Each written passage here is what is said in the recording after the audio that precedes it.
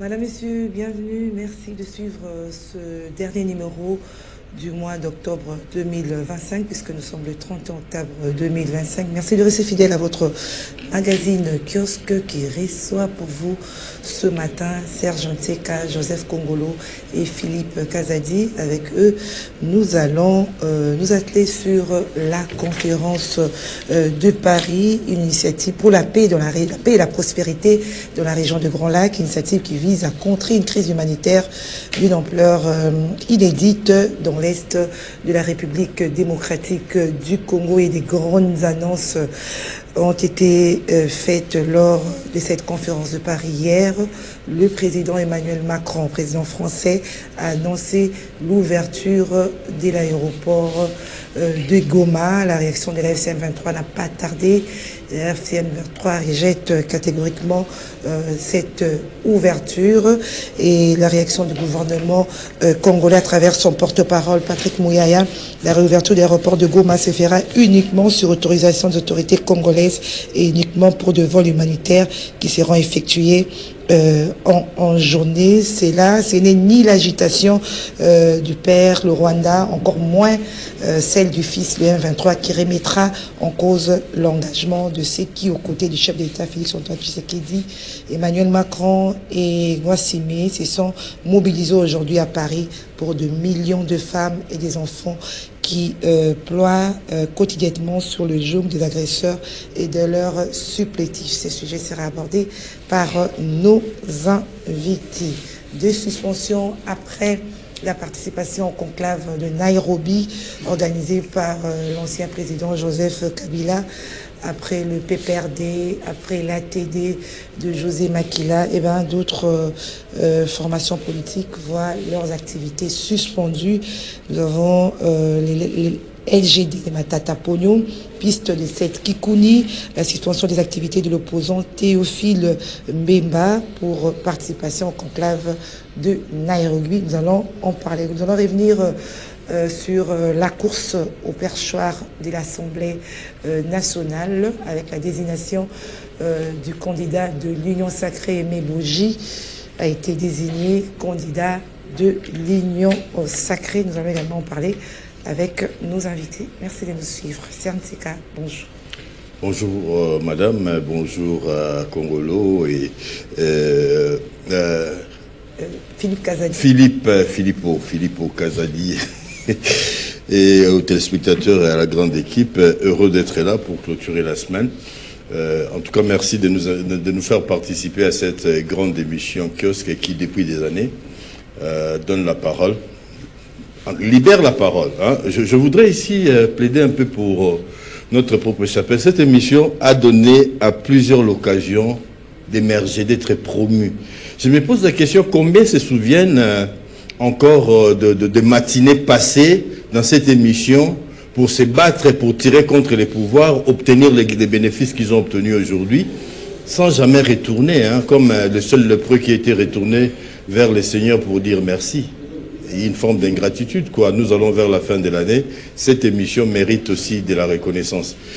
Je voudrais dire quelque chose. La semaine passée, j'avais parlé au sujet de la SNEL, en rapport avec la desserte et l'avènement du nouveau responsable, et surtout pour la ville de Kinshasa qui promet un sérieux. Mais j'ai constaté, et je l'ai diffusé hier dans Rendez-vous des Quinois, qu'il y a des vols, des cornières, des mécanismes, des sabotages au niveau de la ligne haute tension. Vous savez que vers le mois de décembre, vers la fin de l'année, si je ne m'abuse, il s'organisera la conférence des gouverneurs dans le Bandundu. À Kikwit, il n'a pas de courant, il y a des installations, on attend le courant. Et Maïnombe aujourd'hui est dans le noir. Et pour cause, on a saboté, on a desserré le boulon qui soutiennent les éléments de pylônes. Et aujourd'hui, 3 pylônes sont tombés.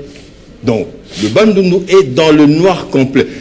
Sans compter le fait qu'on vole des câbles à la station de Maluku, au portique de l'Ancélé. Et ça, c'était le cas aussi du côté de la ligne Kimwenza Maluku, en passant par Kimbanseke. Donc, on s'est plaint des M23, mais je pense qu'il y a encore des M23 ici.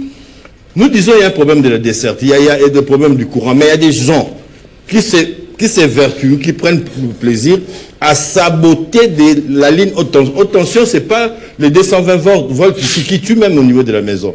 Mais priver toute une province, priver des populations entières de l'électricité, si c'est pour des fins politiques, j'ai dit c'est machiavélique. Si c'est pour des raisons, je ne sais pas, des rancœurs, j'ai dit on n'est pas humain, on n'est pas congolais, on ne mérite pas être congolais en étant comme ça. Ces gens-là devaient être déchus de leur nationalité parce que travaillent déjà. Nous avons des difficultés pour avoir l'électricité suffisante et il y a des gens qui viennent pour saboter des pylônes haute tension.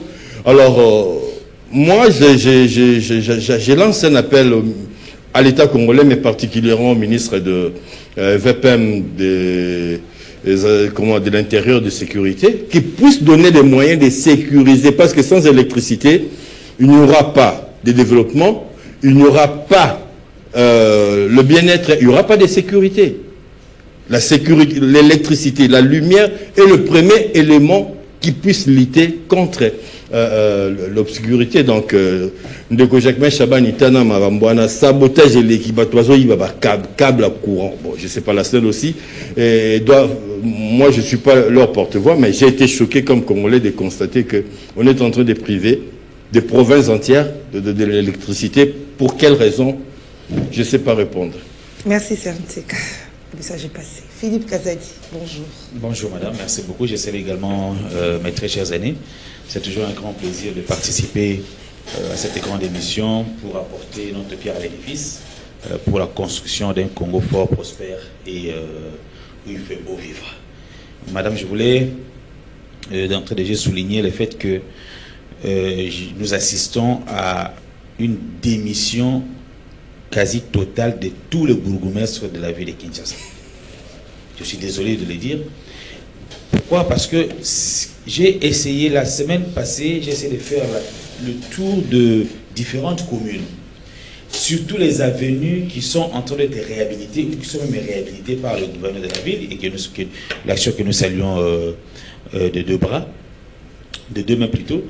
Mais je constate qu'il y a rétrécissement de ces artères par des vendeurs.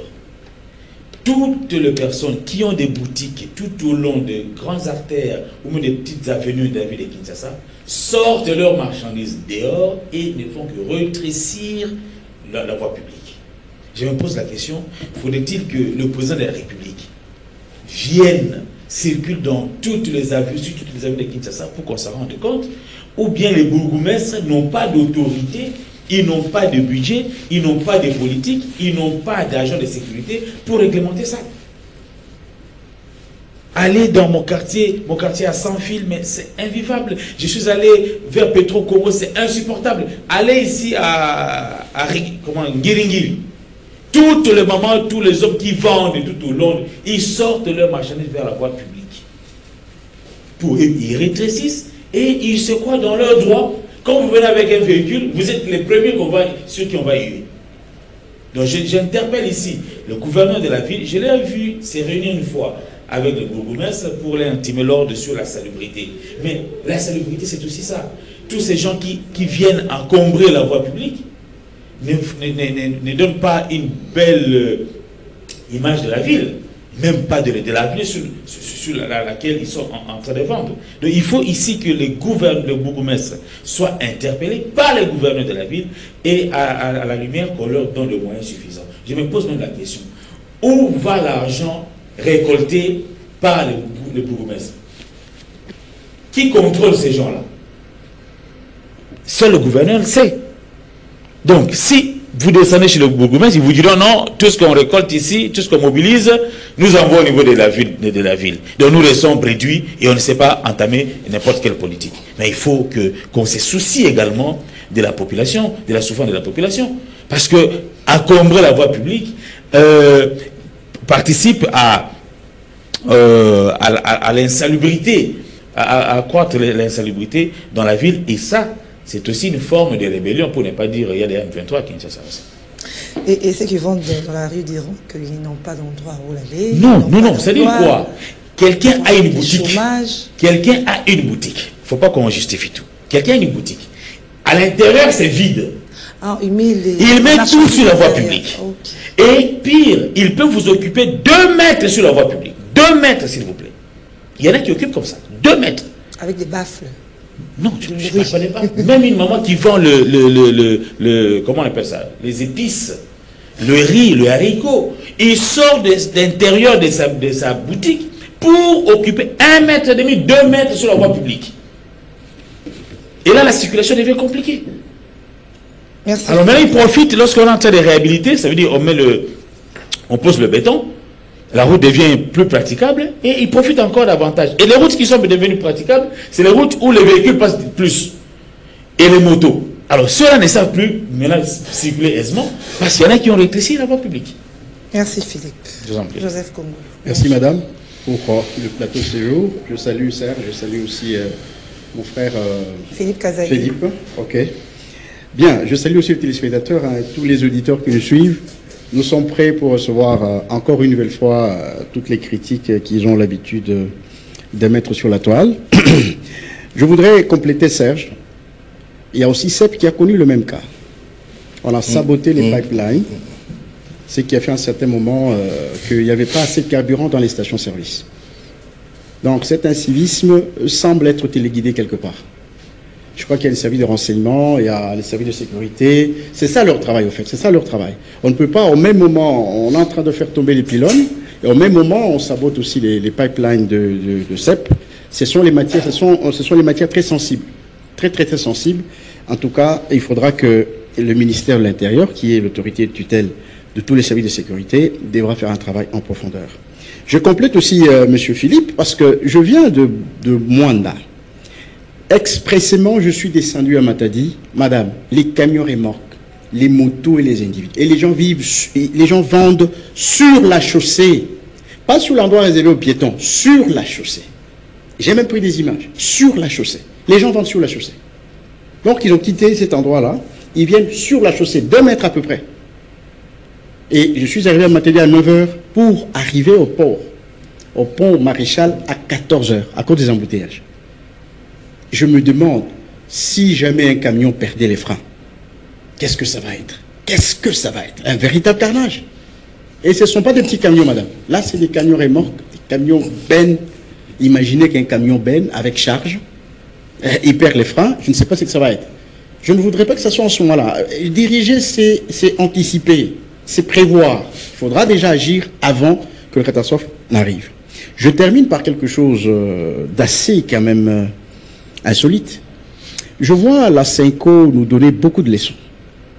Mais partout, si vous suivez les informations, c'est Caritas qui n'arrive pas à payer les enseignants à l'intérieur. Dernièrement, c'est à qui? 3 mois d'arriéré. Alors que ces enseignants de Kindu n'ont pas d'arriéré par rapport à l'État. Par rapport à leur employeur, il n'y a pas. Mais c'est toujours Caritas. Chaque fois quand je suis les informations, quand il y a un problème de paye des enseignants, c'est toujours Caritas. C'est toujours Caritas. Pourtant, ils sont les premiers à donner des leçons. Vous savez la deuxième personnalité de Caritas? C'est le cardinal. Ah bon? Oui. C'est le cardinal. Je crois dans le conseil d'administration, doit être la deuxième personnalité. Mais il y a une première. Vous avez la Cinco là-bas, la Cinco aussi. Oui. Mais il y a une deuxième personnalité. Ben oui, ils ont toujours des problèmes de paye. Toujours des problèmes. Ils recyclent l'argent des fonctionnaires. Ils payent 2-3 mois après. C'est pas correct. C'est pas correct. Comment ils nettoient leur image? Comment ils travaillent sur leur image? Je trouve vraiment contradictoire. C'est vraiment contradictoire. Et la Caritas est pilotée par la Cinco. Par la Cinco. Je crois qu'ils doivent faire un effort dans ce sens-là pour nettoyer leur image, parce qu'elle est trop sale. Elle est trop sale. Il semble, les enseignants disent qu'on recycle leur argent par Caritas. Je vois Serge veut réagir. Oui, je voudrais compléter Philippe dans ce qu'il a dit. Quand il y a de... Il n'y a pas seulement des marchés sur la voie publique, il y a notamment des garages, des voitures. Là, par exemple, à Kassavoubou, des routes qu'on a arrangées ou rafistolées, ou construites carrément, sont devenus des garages, là où les gens déposent leurs voitures en panne, ou c'est là. Mais pendant qu'à Kinshasa, il y a des camions de fourrière qui passent pour tout ramasser, ici au centre-ville. Mais les gens qui vendent, ils payent des taxes tous les jours. Ils payent des taxes. Ces gens-là, quand ils occupent la chaussée certainement quelqu'un est passé pour ramasser. Et au niveau de la ville, on a créé une régie des marchés publics qui doit récolter l'argent de tous les marchés. Ah, ça, c'est une grande trouvaille. Hein. Je ne sais pas si elle est bonne ou pas. Tous les marchés, je suppose, le fait de payer pour vendre là, donc vous donne le droit d'occuper la chaussée. Non, parce que s'il n'y a personne qui vient pour recadrer, s'il y a personne qui vient pour recadrer, donc c'est-à-dire que parce que l'argent doit arriver à la régie qui gère les marchés et que ces gens-là payent, donc c'est logique, ça tient, donc ils ont l'autorisation par le fait de payer, parce qu'à la fin, personne ne vient pour recadrer. Je regrette le fait que les amis au Maniema ne soient pas payés et connaissent des retards, mais je pense que mon ami congolais ne doit pas aller vite en besogne dans des déclarations telles que il recycle l'argent, parce que si on connaît la Caritas, la Caritas, c'est pas une trouvaille congolaise. Elle est une organisation mondialement reconnue qui a fait ses preuves. Si au Maniema, les choses ne se passent pas bien, mais peut-être à Katakoko, mais ou ailleurs, ça marche. Donc, on ne peut pas prendre un cas particulier que je ne discute pas, pour généraliser. Donc, si sur 99 territoires, par exemple, les gens travaillent bien et que sur le 100e territoire, ça ne marche pas, on doit faire attention pour ne pas généraliser. Et à Mbongo, ne pas les gestionnaires des Caritas, comme cardinal. Donc il faut apprendre le fonctionnement de l'Église catholique avant de dire certaines choses, parce qu'on risque de dire des faussetés. C'est vraiment une machine très complexe, tant au niveau des responsabilités spirituelles, administratives et autres. Et donc, il y a des compartiments que nous ne maîtrisons pas, et ce n'est pas tellement bien indiqué de tomber dans des conclusions qui risquent de donner une mauvaise compréhension de ce que nous voulons dire. Merci Saint-Cyr. Nous entrons dans notre premier sujet, la conférence de Paris pour la paix et la prospérité dans la région de Grand Lac. Philippe Kazadi, qu'est-ce que vous pensez de cette initiative? Quelqu'un m'a dit, ça rappelle la conférence de Berlin en 1885, où les grandes puissances se réunissent pour parler, plaider la cause de la RDC. La conférence de Paris, c'était dit pour des raisons souvent humanitaires, par rapport aux populations de parties occupées par la FCM23 qui souffrent. Donc aujourd'hui, on doit leur venir en aide, et la France, je crois le Togo, a pris cette initiative pour que on voit dans quelle mesure, comment acheminer le vivre, comment acheminer les produits pharmaceutiques,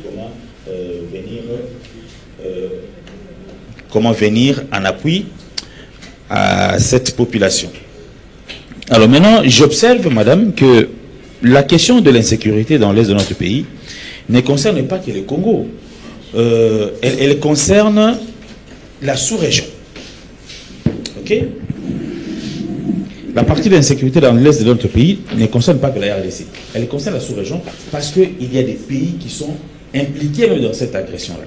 Mais je me pose la question, comment expliquer que dans cette conférence de Paris, le président Tshisekedi se soit retrouvé seul, comme chef d'État de la sous-région?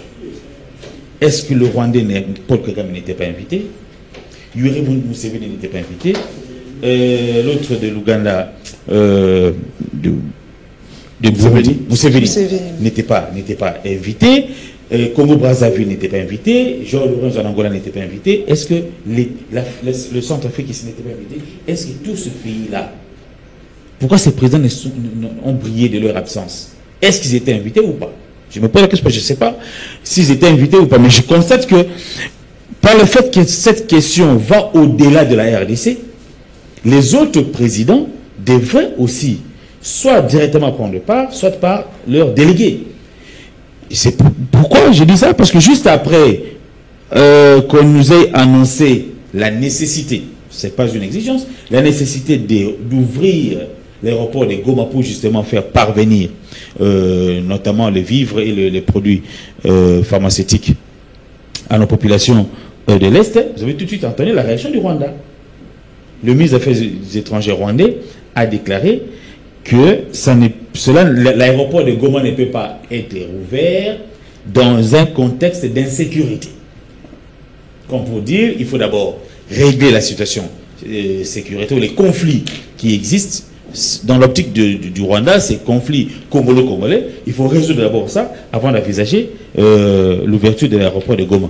Et le Rwanda se sent directement concerné parce que justement, ces troupes sont au Congo qu'on a appelé les mesures défensives. Donc, demander l'ouverture de cet aéroport voudrait dire que le Rwandais devrait quitter notre territoire. Est-ce qu'ils vont le faire sans que l'accord de paix qui est qu'on est en train de travailler, qui est en train d'être travaillé entre la RDC et le Rwanda sous l'égide des États-Unis ne soit signé? Est-ce que cette réouverture est possible sans que les négociations au niveau des Doha ne puissent aboutir? Est-ce que cette réouverture sera possible si, sans que on évoque la question du dialogue interne? Parce que Boulos l'a dit, la dame ici de la MONUSCO, comment elle s'appelle encore, Madame Bintou Keïta l'a dit, et plus d'une personne l'a dit, qu'il y a nécessité d'un dialogue interne. Et donc, toutes ces questions-là, je crois que la question seulement de la réouverture de l'aéroport de Goma va ouvrir encore d'autres brèches. Et pour moi, je trouve que ça ne sera pas aussi facile que cet aéroport soit réouvert comme on l'a souhaité en France, sans la présence d'autres chefs d'État. Alors, parce que vous avez souligné là que c'était qu'il y a eu une annonce, Oui, ce n'est pas une décision, ce n'est pas une contrainte. Donc, la personne qui a annoncé sait que ça ne sera pas possible. Il a quand même fait. Je crois que la personne qui a annoncé sait que ce n'est pas facile. Pas impossible. C'est possible qu'on rouvre, mais à condition que certains préalables soient remplis. Notamment, vous avez suivi la réaction du Rwanda, vous avez suivi la réaction de M23, qui sont sûrs, qui occupent au fait l'aéroport. Parce qu'on leur demande à eux maintenant de libérer l'aéroport. Mais ils ne vont pas libérer l'aéroport comme ça. C'est vraiment qu'ils vont donc l'annonceur connaît tout ça. Et les conditions, c'est dans l'accord de Doha que ces conditions doivent être réglées. C'est dans l'accord de paix avec le Rwanda, sous l'égide des États-Unis, que ces questions doivent être réglées. Si ces préalables ne sont pas réglés, je crois que c'était une annonce en l'air et ça ne produira pas d'effet. Il faut qu'on descende sur le terrain. J'ai comme l'impression que cette annonce a été faite au firmament. Il faut qu'on descende sur le terrain, qu'on voit la réalité des choses. C'est comme disent les Quinois pour faire plaisir au public. Hein. Bon, j'ose croire. Hein. Alors, Joseph Kongolo, Philippe Kazadi a soulevé quelque chose, l'absence de plusieurs autorités de la région de Grand Lac. C'est-à-dire qu'ils ont minimisé la tenue même de cette conférence qui, peut-être, selon eux, n'apportera pas de solution en rapport à la paix, en rapport avec notamment l'ouverture de l'aéroport. Bien, merci beaucoup. Je voudrais saluer le discours du président de la République. C'est encore un discours très musclé, mais dans un ton doux. Parce qu'il y a des invariables dont tous les discours du président de la République sont revenus. Condamnation de l'agression, l'indexation de l'agresseur et les conséquences de leurs actes sur le terrain. Donc, il est resté vraiment dans ces invariables, mais avec un ton plus ou moins amical. Je salue ce discours. Il est profond, ce discours. Dans ce discours, le président et aussi le représentant du Togo, ils ont reconnu qu'il y a un échec de la communauté internationale dans la gestion de la guerre et de toutes les conséquences de la guerre en République démocratique du Congo. Donc, il y a un échec. C'est connu. Oui. Ça se voit. Ils l'ont dit. Ils l'ont dit. Justement, ça se voit. C'est que Macron n'a pas dit. D'abord. Ensuite, l'objectif de cette conférence, c'est de réunir les moyens, évaluer à 2 milliards 200, je crois, 2 milliards 200 dollars, pour subvenir aux besoins humanitaires à l'Est. Les besoins humanitaires, M. Philippe, n'attendent pas la fin de la guerre. Ça se fait et pendant la guerre et après la guerre. Donc, il n'y a pas une condition. Dans les interventions humanitaires, ça se fait pendant la guerre et après la guerre. Donc, il n'y a pas une condition préalable pour réunir cet argent exécuté. L'aéroport, ce sont les mesures de faisabilité. L'aéroport, c'est des mesures de faisabilité. On a réuni, il y a eu des promesses de plus d'1 milliard de dollars, n'est-ce pas? Alors, quand cet argent viendra, maintenant, c'est la faisabilité. Comment faire parvenir tout ce qu'il faut? Comment faire parvenir le matériel médicaux, à manger et tout ce que vous voulez aux bénéficiaires. C'est en ce moment-là qu'on fait recours à l'aéroport. Pour faciliter, il y en a deux qui ont été ciblés. Il y a l'aéroport du Burundi et l'aéroport de Goma. C'est à ce niveau-là, je crois que ce n'était pas l'essentiel au fait. L'essentiel, c'était de réunir 2 milliards de dollars, 2 milliards 200 dollars. On en a réuni, je crois, 1 milliard et quelques. On a annoncé qu'on va réunir. Si, ce sont des promesses. Ce sont des promesses. Comme il y en avait avant, malheureusement, on n'a pas atteint. On était de loin en deçà parce qu'on n'était qu'à 500 millions sur les 2 milliards. Et là, on a ajouté quand même 1 milliard. Donc, on doit aller jusqu'à 1 milliard 700 millions sur les 2 milliards 200, quelque chose comme ça. Donc, on est toujours en deçà de ce qu'on devait avoir. Encore, ce sont des promesses. On n'est pas sûr que ces promesses seront réalisées à 100%. Voyez-vous? Donc, ce que nous voulons dire ici, c'est que j'ai aimé le discours du président parce qu'il a fait un état des lieux de ce que se trouve être l'inféodation, n'est-ce pas, des structures internationales aux appétits politiques de la communauté internationale des puissances. C'est ça le problème. Ils ont oublié pratiquement un conflit qui a fait plus de 10 millions de morts. C'est le deuxième record après la Deuxième Guerre mondiale. Et c'est étendu sur 30 ans. Et cette communauté internationale a toujours existé. Elle connaît ce conflit. Elle compte avec nous les morts. Mais il faut attendre vers la fin de la guerre pour voir la France tenir cette initiative. Mais écoutez, madame, la France ne fait rien pour rien. Il faut attendre la fin de la guerre. Je parle de la fin de la guerre pas en tant que prophète, parce que j'ai un autre regard. Que c'est vers la fin de la guerre que la France vient organiser, n'est-ce pas, cette réunion pour mobiliser les fonds et parvenir à secourir, n'est-ce pas, les sinistrés de cette guerre. C'est ce qu'il y a. En fait, pour nous, RDC, j'ai aimé, le président a défendu l'identité congolaise, très bien dans son discours, et pour nous, nous voulons bien que cet argent arrive et qu'on arrive à secourir. Parce que le président de la République a déjà mobilisé, pas mobilisé, mais il a déjà établi un projet de 5 milliards de dollars pour reconstruire l'Est de la République. Et dans les 5 milliards, c'est la République démocratique du Congo qui va donner la grosse part. Et les autres viendront ajouter. Donc c'est ça le sens de responsabilité. Nous ne quémandons pas. Nous venons au moins poser le problème de la communauté internationale parce que nous sommes de la communauté internationale. Et là, nous ne dormons pas parce que nous avons déjà prévu de l'argent. Et ça, je le savais bien avant. Qu'après la guerre, l'Est de la République sera un véritable chantier, plus qu'aucun chantier que le président n'a jamais été vu. Et il sait pourquoi il le fait, c'est un politique, il y a des dividendes politiques qui vont suivre tout ça, et ça, c'est le projet qui est déjà bien arpenté. Voyez-vous? Donc, c'est pour vous dire tout simplement que, à travers le discours du président de la République, le Congo a retrouvé une identité, une fierté même, malgré que nous sommes en guerre. Ça, c'est la première chose. Deuxième leçon... Alors, par rapport à ces discours, est-ce que vous croyez vraiment que les Macron et les autres qui sont là, les grandes puissances, ils ne sont pas au courant de ce qui se passe dans la région de Grand Lac? Je dis c'est un conflit oublié. C'est sciemment oublié. Ouais. Madame, c'est un conflit sciemment oublié. Je vais vous dire des choses, peut-être que ce n'est pas l'objet du jour. Madame, tout ce qu'on vole à l'Est, ça passe où? C'est en Europe. Ça passe par l'Europe.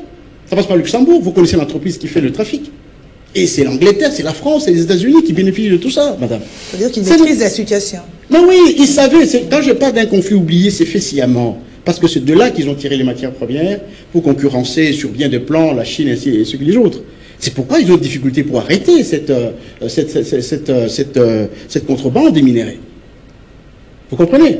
Alors, diplomatiquement, le président parle du Rwanda, mais au fond, le président sait. Parce que le tout premier voyage que le président a fait aux États-Unis, il a rencontré Bill Gates. Et Bill Gates l'a renvoyé promener. Voyez-vous? Donc, ce n'est pas pour lui que le président était allé voir Bill Gates, parce qu'il savait qu'il était dans la chaîne de contrebande. Alors, tout ce qu'on va récolter pour le compte humanitaire, il y a cette question de la réouverture de l'aéroport de Goma, parce que ça doit passer par là. Macron l'a annoncé, et bien le FC123 a rejeté cette ouverture qui doit passer par Doha. Tout le monde a peur. Disent-ils. Le Rwanda pense qu'en ouvrant l'aéroport de Goma, c'est sûr qu'un jour, un bon matin ou en pleine nuit, les avions de la République démocratique du Congo vont devoir faire comme ils ont fait à Kitona. C'est à Kitona? Vous vous rappelez?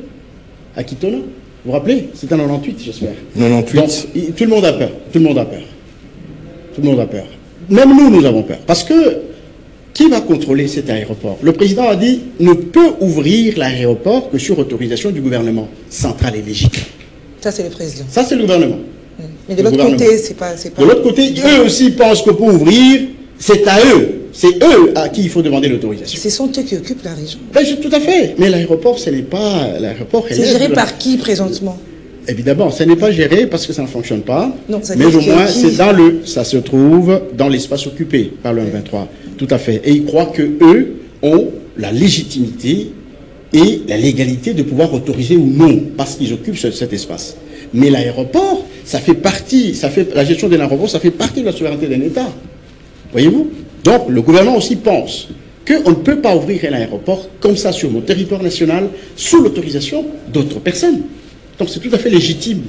Et ça va se passer comment avec cette réaction? On a vu même le Madame, ministre des Affaires étrangères du Rwanda qui a réagi. J'insiste. S'ingère même dans l'affaire de la c'est lui qui a convoqué cette conférence à Paris, c'est la communauté internationale via la France et le Togo. Nous sommes d'accord? C'est ça. Parce que les États-Unis étaient là, il y avait plusieurs États qui étaient présents. Il constitue une force, une dynamique politique internationale pour que cela soit réalisé. D'accord? C'est toujours par des pressions politiques que cet aéroport va s'ouvrir. Ça ne sera pas... Bien sûr, mais qu'est-ce que vous croyez? Pourquoi le Rwanda réchigne aujourd'hui? C'est à cause des pressions internationales. C'est à cause des pressions qui réchignent. Donc, si on arrive à réunir suffisamment d'argent pour l'exécuter, ils vont encore faire pression sur le Rwanda pour ouvrir leur aéroport. Parce que le Rwanda sait que le jour où on va ouvrir l'aéroport, ça veut dire que ça sera un début de la fin. C'est comme ça qu'ils veulent tenir à ça et peut-être imposer d'autres conditions parce que, vous savez, l'aéroport, ce n'est pas la piste. L'aéroport, c'est tout l'espace. C'est tout l'espace. Il faut contrôler tout l'espace, voyez-vous. Donc, nous entendons, c'est pourquoi j'ai dit que le président a défendu l'identité congolaise, il a défendu la souveraineté congolaise dans son discours. C'est la République démocratique du Congo qui va donner les autorisations, qui a du personnel navigant pour le faire et des appareils pour le faire, ce n'est pas la rébellion.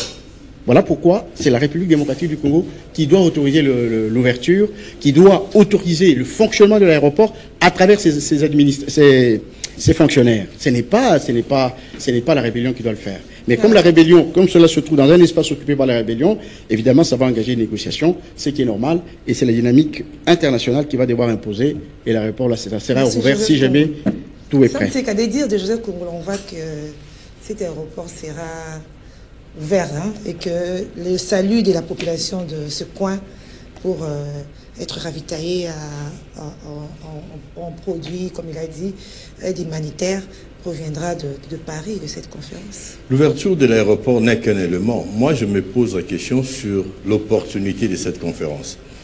On a eu plusieurs conférences ici, en Afrique. Nairobi, Luanda, tout ce que vous voulez. On a eu Doha, on a eu Washington, et même le réunion au Conseil des Nations Unies. Je me questionne sur l'opportunité de cette conférence sur le Congo. Déjà, sur le plan participation, le poids lourd qui devait donner de l'épaisseur à ce meeting ont brillé par leur absence. Pourquoi la France ne pèserait-elle pas pour faire avancer le processus en cours? Là, je citais Doha, j'ai cité Washington. Pourquoi essayer de contourner, c'est-à-dire laisser pourrir des choses ici, entrevoir une solution parallèle? Pourquoi c'est à la France d'annoncer l'ouverture de l'aéroport? Je suis en train de lire un certain manque de respect. Ça aurait été une concertation et que la décision vienne du gouvernement de Kinshasa. Et je donne raison au ministre Mouyaya, porte-parole du gouvernement. Ce n'est pas à la France d'annoncer l'ouverture de l'aéroport de Goma. Quelle que soit la situation, parce qu'aujourd'hui, Goma est sous contrôle des forces étrangères, des forces rebelles, comme on dit.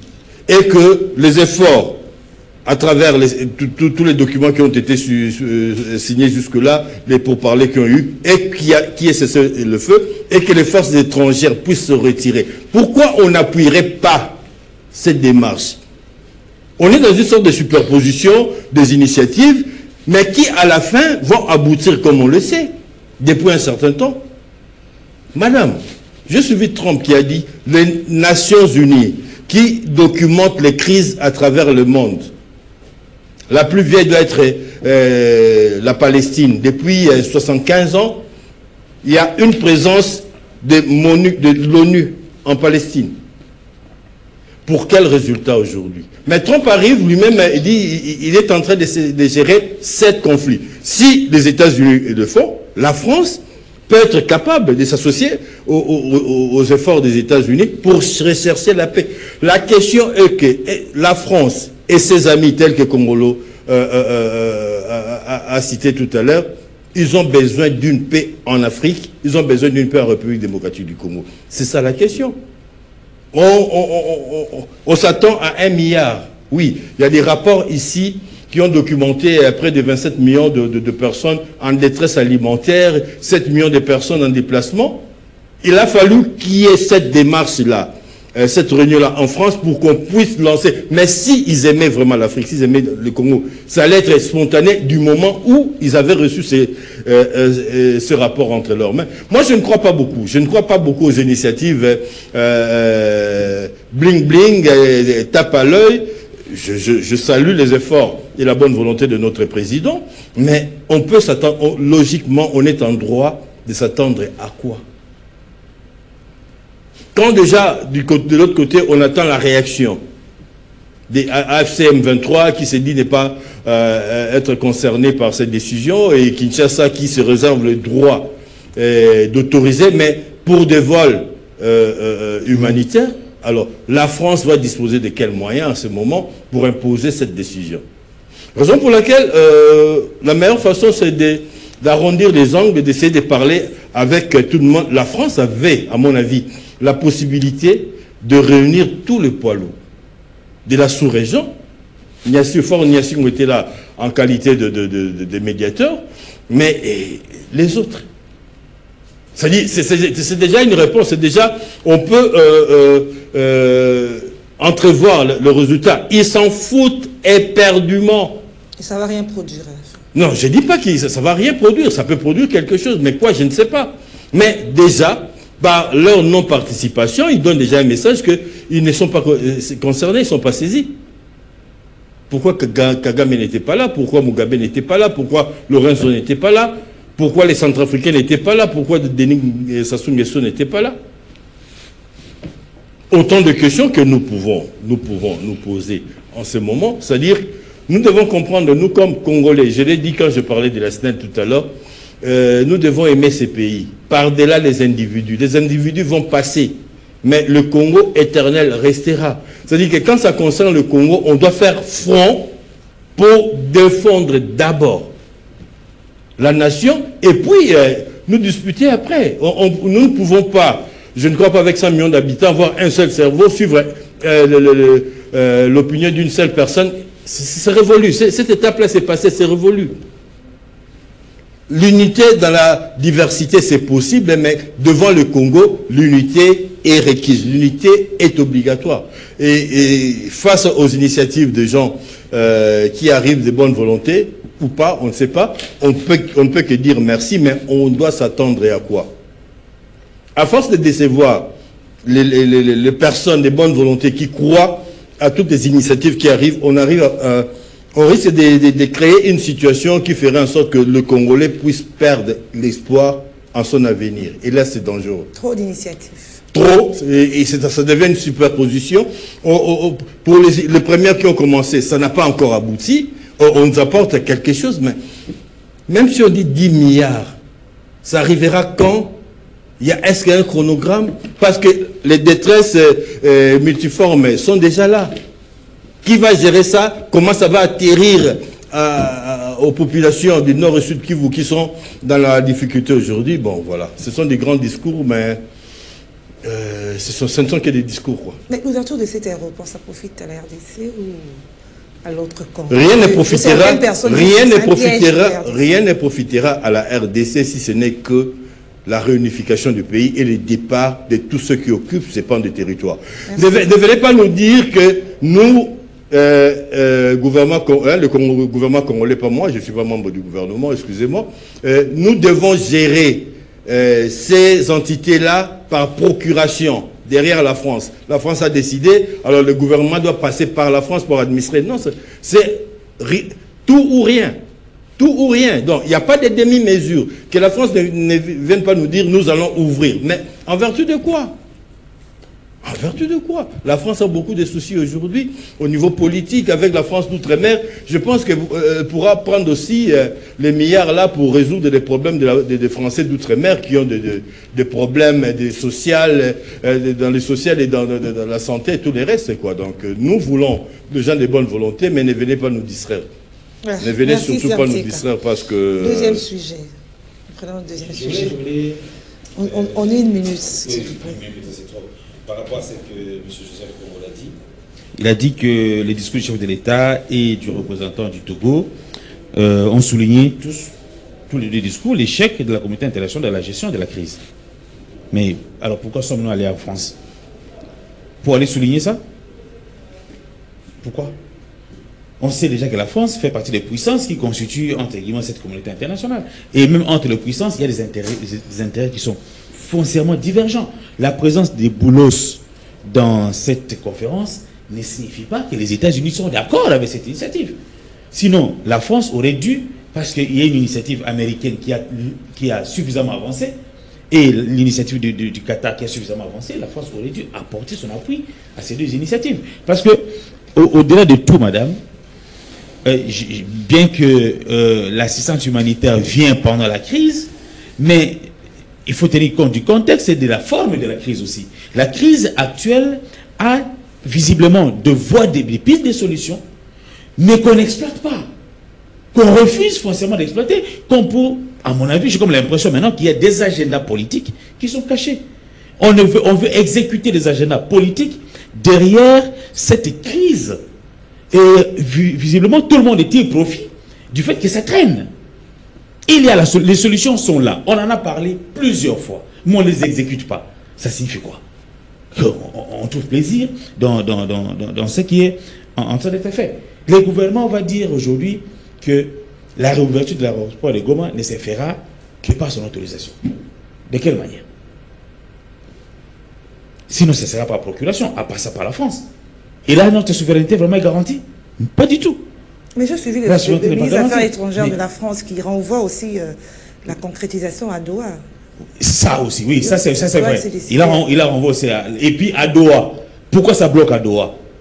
Pourquoi Doha on tergiverse? Tant qu'on sait que si l'M23, AFC-M23 ne se mettent pas d'accord avec le gouvernement autour d'une table, madame, il n'y aura pas de solution. Le Rwanda va continuer à soutenir les M23.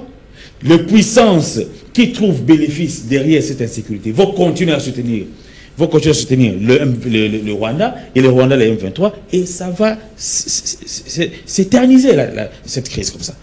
Et il faut franchement qu'à un certain moment, qu'on devienne plus congolais que tous, que les gens prennent la responsabilité qui leur revienne pour mettre définitivement fin à cette crise et appliquer ou mettre en œuvre les solutions qui sont déjà proposées, qui sont sur la table. Qu'on évite des agendas politiques dans cette affaire. Parce que les gens qui souffrent n'ont rien à voir avec vos agendas politiques. Permettez-moi de le dire comme ça. Merci. Alors, deuxième sujet, c'est la suspension des activités des partis politiques qui se poursuivent. Le parti des Fêtes Kikouni, le parti de Matata Pogno, Théophile Mbemba, lui il est du PPRD. Lui, on a suspendu ses activités à lui personnellement. Ok. Parce qu'on ne sait pas peut-être l'identifier. On ne sait pas l'identifier, peut-être, comme vous le dites. Joseph Kongolo, comment est-ce que je réagissais? Oui, madame, je crois que c'est d'autorité que le gouvernement a pris cette mesure. Je crois que quand on présente le problème, un Camerounais risque de croire que c'est de l'anarchie. Un Centrafricain risque de croire que c'est de l'anarchie. Mais nous, Congolais, nous devons informer à tous ces gens-là que c'est une mesure salutaire. C'est une mesure salutaire. Pourquoi? Parce que le responsable du PPRT, il a été jugé et condamné à mort pour les faits de rébellion. C'est-à-dire, tout ce qu'on a commis comme désastre est sur la tête de l'autorité morale de cette rébellion que la justice a nommée. Il s'appelle Kabila. Voyez-vous? Alors, ces messieurs déjà, il est recherché par la République pour être emprisonné à cause des infractions graves, des crimes de guerre. Alors, tout celui qui va s'associer à celui-là, ce condamné à mort, n'est-ce pas? Automatiquement, il devient complice. Surtout qu'il s'associe sur le plan politique. Automatiquement, il peut être considéré comme complice. C'est normal. C'est normal, il peut être considéré comme complice. D'office, il peut être considéré comme complice. C'est à lui de s'expliquer qu'il n'est pas complice. Mais au moins d'office, il est considéré comme complice. La preuve est là. Vous avez vu avec notre sœur Porsche, tous ceux avec lesquels il a été dans cette opération sont recherchés par la justice pour être entendus. Donc c'est normal que ces partis politiques soient d'abord pris à partie. C'est tout à fait normal. Soient d'abord pris à partie. Quitte à faire de recours en ce moment-là, on va les entendre pour justifier ou non la décision du gouvernement. Ça se fait comme ça. Je vois très mal comment quelqu'un vient chez toi, il vole, et puis vous voyez ta chemise avec quelqu'un, un de ses collaborateurs. Vous le prenez pour qui? Pour un voleur. Donc, c'est tout à fait normal. Un gouvernement responsable devait prendre cette mesure quand ils vont faire les recours, parce que la loi leur donne la possibilité de faire le recours. C'est à ce moment-là qu'ils vont se justifier. Et en se justifiant, ils vont démontrer qu'ils ne sont pas de mèche avec le président, avec l'ancien président de la République dans les opérations. Et on va lever la mesure. Pardon? Ben oui. Et la mesure sera levée. Mais qu'est-ce qu'on a dit? On a dit quoi? On n'a pas radié les partis, j'espère. On a suspendu, ça signifie quoi? C'est une suspension. C'est une mesure administrative. Que vous trouvez normale. C'est une mesure suspensive. Vous êtes d'accord avec Joseph Congo? Non, mais je pense que nous devons aller mollo, surtout en ce qui concerne l'établissement de responsabilités. Nous sommes dans un pays démocratique où, n'oubliez pas que beaucoup se sont battus pour que nous parvenions à cette, c'est-à-dire la liberté d'expression, la liberté de réunion. Ce n'est pas un cadeau qu'une personne a donné au peuple congolais. C'est le fruit des luttes de plusieurs années, des sacrifices de sang, des sacrifices des vies brisées. Et qu'au jour d'aujourd'hui, quand nous devons prendre des décisions, on doit mettre en avant tout cela. Je crois que nous sommes dans un environnement spécial, caractérisé par l'insécurité, caractérisé par les antagonismes politiques. Mais au même moment, nous courons vers un dialogue dont le format n'est pas encore défini, mais le principe est arrêté. Alors, en suspendant les activités des partis politiques, parce que ce sont des acteurs politiques qui se sont exprimés. Un parti politique, ça suppose un directoire et des militants. C'est-à-dire, à cause d'une personne, on suspend l'engagement politique d'un pan des Congolais. Je pense que par rapport, c'est arrivé peut-être sous le choc, mais le VPM de l'Intérieur Justice, c'est une personne très réfléchie, donc un juriste aguerri, et dans les jours à venir, les choses pourront avancer, parce que si nous voulons parvenir à un dialogue comme souhaité par tous, ces mesures ne participeront pas à sa concrétisation. Ces mesures ne feront pas qu'il y ait une sorte de paix de cœur et d'esprit, parce qu'au jour d'aujourd'hui, qu'est-ce que nous voulons?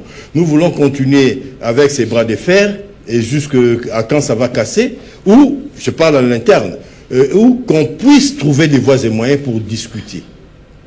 Regardez, à Doha, on discute avec des gens qui ont été condamnés à mort, dont les biens sont confisqués, ici, à Kinshasa. Mais on discute quand même avec eux, avec l'objectif de parvenir à des résultats. Mais si on ne se fait pas confiance, s'il n'y a pas de part et d'autre, des signes d'accalmie, de bonne volonté, on n'avancera pas. Ça sera le pourrissement, ça sera l'enlissement.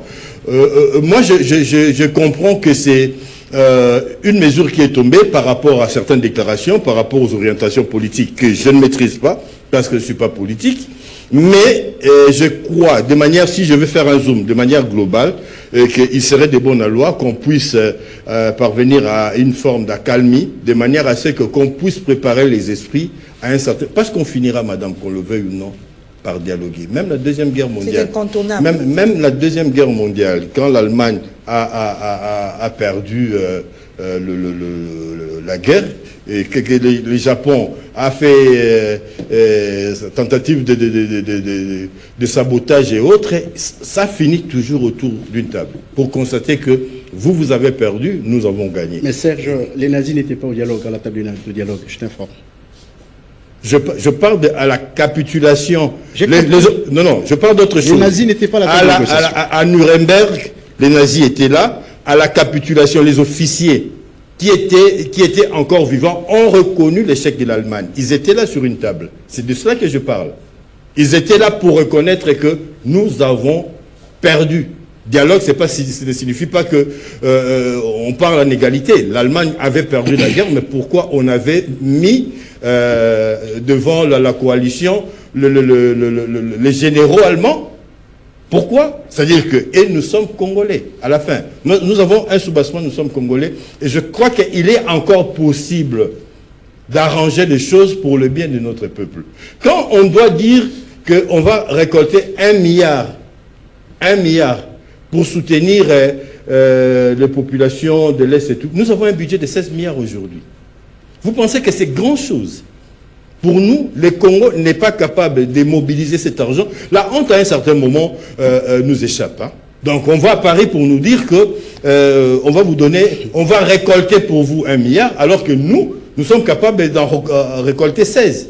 C'est-à-dire que c'est supposé qu'avec un peu d'effort, avec un peu de volonté de cohésion, on peut trouver des solutions à nos populations de l'Est. Donc, nous allons partir à Paris pour tendre la main, faire la manche. Ça, c'est la part de la communauté internationale. Il faut faire attention, Serge. Nous sommes membres de la communauté internationale. Est-ce que la communauté... Ils ont le droit de... Ils n'ont pas droit... Ils n'ont pas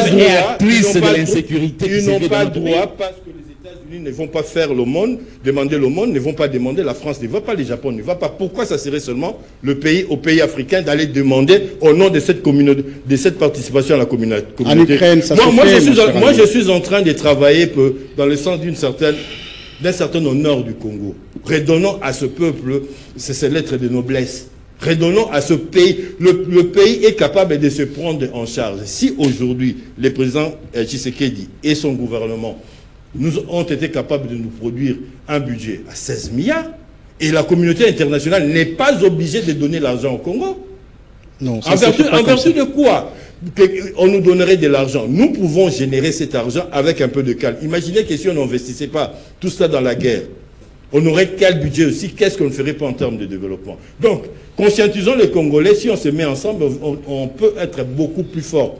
Mobiliser ces milliards-là de manière exponentielle. Donc, c'est possible que d'aller nous faire petit devant des gens qui vous promettent des choses qui, à la fin, n'arrivent toujours pas. Merci, Satseka.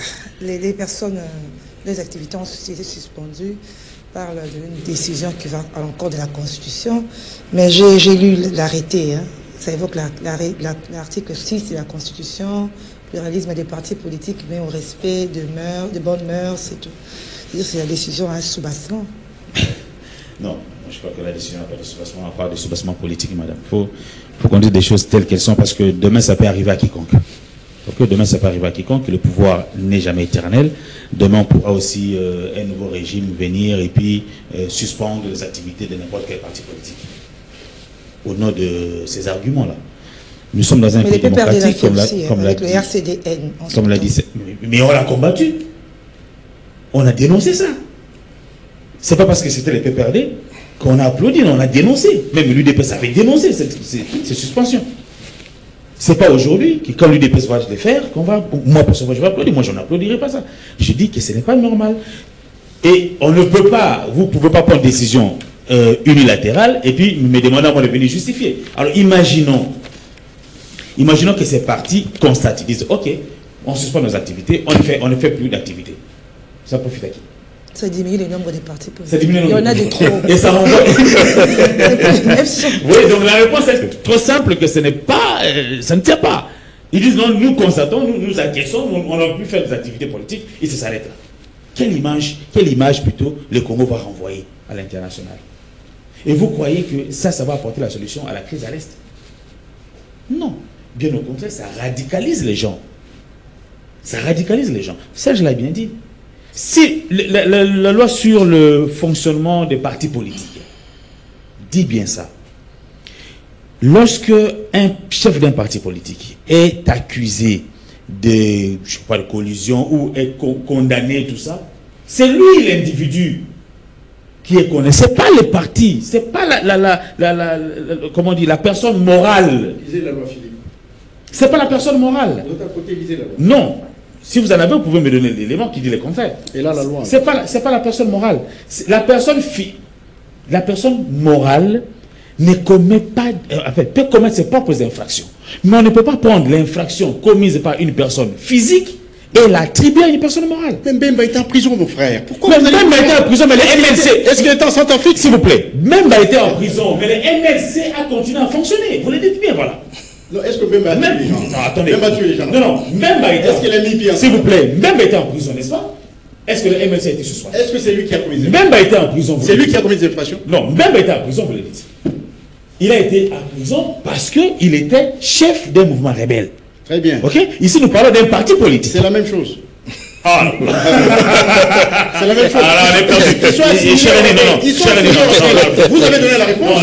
Vous avez donné la réponse. Franchement, ils sont assimilés au rebelle. Permettez-moi de vous dire, vous êtes totalement perdu. Je ne peux pas croire que ça vient de vous. C'est bien, c'est bien. Quand même, c'est pas possible. Allez-y. Vous compariez un parti politique d'un mouvement rebelle. Et vous dites qu'ils sont assimilés par qui et depuis quand? Par la loi. Malheureusement. Oh, quelle loi? Vous en avez parlé?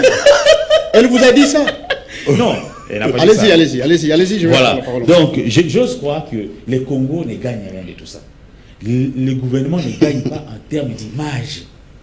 Et surtout dans les contextes où tout le monde, j'ai bien dit, j'ai évoqué ici Boulos, la MONUSCO, j'ai même suivi dernièrement que Donald Trump aurait exigé qu'il y ait une solution à Doha.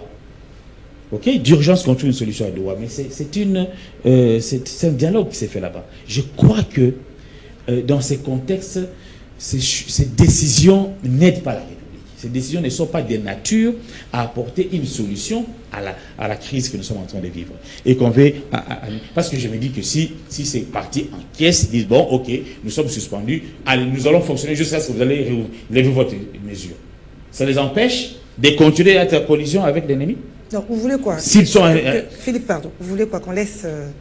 la voie ouverte, c'est-à-dire que vous voulez aller voir Kabila comme vous voulez, vous revenez, donc tous là on peut y aller, revenir. Vous ne voyez pas que ce sera un peu... Même un prisonnier a droit de visite, madame. Alors qu'on sait, qu'on l'accuse d'être...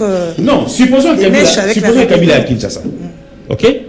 Et qu'il soit arrêté, parce que la condamnation des morts ne sera pas exécutée. Il sera mis en prison.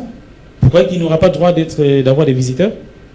Et tout celui qui l'aurait visité là-bas alors serait condamné? Non, ça dit que on ne peut pas aussi facilement nous faire croire, en tout cas pas moi, que le fait que Kabila soit condamné à mort et que tu le rencontres dans un cas de politique, donc tu es aussi condamné comme lui. Non, l'infraction est individuelle. Et l'infraction de Kabila ne peut pas engager les structures. L'infraction commise par Seth Kikouni ne peut pas engager Piste pour l'émergence. Parce que dans Piste pour l'émergence, il y a des Congolais qui ont droit, qui doivent bénéficier de la liberté d'association, la liberté de penser, la liberté de réunion. Tous ces gens-là, donc maintenant, on a aboli tout ça pour ceux-là, et qu'est-ce qu'on croit? On les radicalise. C'est-à-dire que, moi, je vais dans l'optique, madame, de la solution. Quels sont les actes que le gouvernement doit poser pour justement aller vers la solution? Est-ce que cette mesure est de nature à mener vers la solution? Je dis non. Je dis non. Vous pouvez beau suspendre les activités de ces partis, vous pouvez beau suspendre, le renvoyer en exil comme vous voulez, mais ça ne les empêche pas de continuer avec l'M23. Bien au contraire, s'ils manifestent, ok, s'ils manifestent, je dis, parce que c'est ça l'accusation. C'est ça l'accusation. Je n'affirme rien. Ah, okay. S'ils font leurs activités politiques et que les activités politiques sont publiques, on a encore plus la possibilité de contrôler tout ce qu'ils sont en train de faire. Parce que là, on les renvoie comment je dis, dans la clandestinité. Et quand on voit de la clandestinité, ça devient encore pire. C'est encore plus dangereux qu'il y ait des gens qui agissent à découvert. Joseph Congo. Voilà. Bien, d'un côté, il y a la main tendue, de l'autre côté, on est en train de coincer. Il n'y a pas contradiction. D'abord, je reviens sur ce que Serge a dit. La liberté est toujours encadrée par la loi. une liberté, des actes qui ne sont pas encadrés par la loi, c'est le libertinage. La loi, la liberté, c'est quoi? C'est le droit de ne faire que ce que la loi autorise. Il n'y a pas une meilleure définition que celle-là. On peut vous donner des longues définitions à l'université. La meilleure définition de la liberté, c'est le droit de ne faire que ce que la loi autorise. C'est ça la liberté. Il n'y a pas autre chose que ça. C'est ça la liberté. Le droit de ne faire que ce que la loi autorise. Kabila fait ce que la loi n'autorise pas. Madame, ou bien vous respectez vos lois, vous ne voulez pas. Il a pris les armes pour conquérir le pouvoir. Ça, c'est interdit dans la Constitution. Et tous ceux qui lui sont associés, AFC, je ne sais pas, PPRD, tout ce genre là-bas, ils tombent dans le coup de la loi. Ça, c'est la première chose. Deuxièmement, madame, Serge, le dialogue ne signifie pas impunité. Comment voulez-vous? Le dialogue signifie impunité? Le dialogue ne signifie pas impunité. Le dialogue ne signifie pas complicité. Non. Ça n'existe pas. Il faut faire très attention. Ou bien vous êtes dur sur la ligne souveraine, ou bien vous êtes un contenteur, vous vous contentez, non, pour faire le dialogue. Vous croyez que pour faire le dialogue dans ce pays, il faut que Kabila soit là? Alors, il faut que Kabila soit là. Seulement. Et les partis d'opposition, il n'y a que le parti de Kabila. Tous ceux qui se sont associés à Kabila, j'insiste, sur le plan politique, pour mettre en mal, d'ailleurs, vous avez suivi le plaidoyer de notre ancien président de l'Assemblée nationale. C'est qui encore? L'ancien président de l'Assemblée nationale du temps de Kabila, le tout dernier là. Vous avez suivi? Nous sortons maintenant, nous allons faire des actions, ceci, nous allons faire... D'ailleurs, pendant que... Oui, Minakou. Je peux vous dire tout simplement que, apparemment, ce que Serge a dit en prélude, sur le sabotage de trucs, sur le sabotage des pipelines, je vous informe que la piste de recherche va vers ce que le PPRD a déclaré. C'est pour vous dire. C'est Kabila qui est derrière tout ça. Je dis ceci, les pistes de recherche vont aussi vers. Pourquoi vous me suivez bien? Moi, je parle français. Je parle français. Je ne parle pas en français comme en polo, ça, je parle français. J'ai dit les pistes. Est en français, oui. Oui, il y a des orientations là-bas. Moi, je te donne cette information parce que je connais cette information. Je ne dis pas que c'est la seule. Je dis aussi, il y a une piste vers là. C'est pour vous dire, madame, que quand vous associez aux voleurs, on vous prend, on vous considère comme voleur. Ceux-là se sont associés pour saboter l'action du gouvernement, essayer de braver Félix sur le plan politique, parce que sur le plan militaire, ça n'a pas marché. C'est ça le rôle de Nairobi. Et il n'y a rien d'autre. C'était le rôle de Nairobi. Voyez-vous? Alors, quand vous êtes des gens qui sont dans le prolongement de la guerre, parce que sur le plan militaire, ils n'ont pas réussi, et bien sur le plan politique, ils pensent qu'ils vont réussir sur le plan politique. Et ces gens-là, vous voulez dire que c'est la liberté, nous sommes dans les négociations, nous voulons... Non. Il faut être dur quand vous voulez négocier. Quand vous voulez mettre fin à un conflit qui a duré longtemps, vous ne pouvez pas. Aujourd'hui, vous êtes au pouvoir, vous allez dans l'opposition, vous tuez, vous violez, vous faites tout ce que vous voulez. Demain, vous devenez ministre et on commence à applaudir pour vous. Ça ne se fera plus. Je crois que c'est en cela que moi, je soutiens Félix dans cette démarche. Je voudrais qu'aujourd'hui, qu'on fasse tout le sacrifice qu'il faut à condition que ce cycle-là de violence-pouvoir s'arrête. Et à cela, il y a un prix. Ce prix-là, c'est celui-ci. Ceux qui ne sont pas dans cette logique, qui croient qu'on va continuer dans le même cycle, où, bon, vous avez tué, venez, on négocie, entrez au pouvoir. Ça ne se fera pas. Même ce qui se passe à Doha, personne ne sera intégré dans les institutions. Voilà. Sinon, alors, on rentre dans les mêmes tares et on reste un Congo en guerre. Non, ça ne se fera plus. Ce que je te dis, c'est ce qui va se faire. Merci. Non, mais je pense que juste 30 secondes, mon ami Congolo, même ce que vous êtes en train de dire là, le fait de décider sur le sort des autres, le fait de les qualifier des rebelles, des participations à une entreprise criminelle, en tout cas participe de la loi. C'est-à-dire, il y a pas... Non, vous avez parlé. C'est-à-dire qu'on ne peut pas venir... Moi, un journaliste, je fais une analyse journalistique. Vous, peut-être, vous le faites en politique. Vous avez des éléments que je n'ai pas. Mais je ne peux pas comprendre qu'au même moment, nous soyons sur la démarche de recherche de paix et de dialogue. Et au même moment que nous puissions restreindre l'expression, le droit des Congolais de cette façon-là, s'il y a des individus qui se sont rendus coupables des actes qui ont énervé la loi, qu'on condamne les individus, mais le parti, parce que ce sont des partis des Congolais.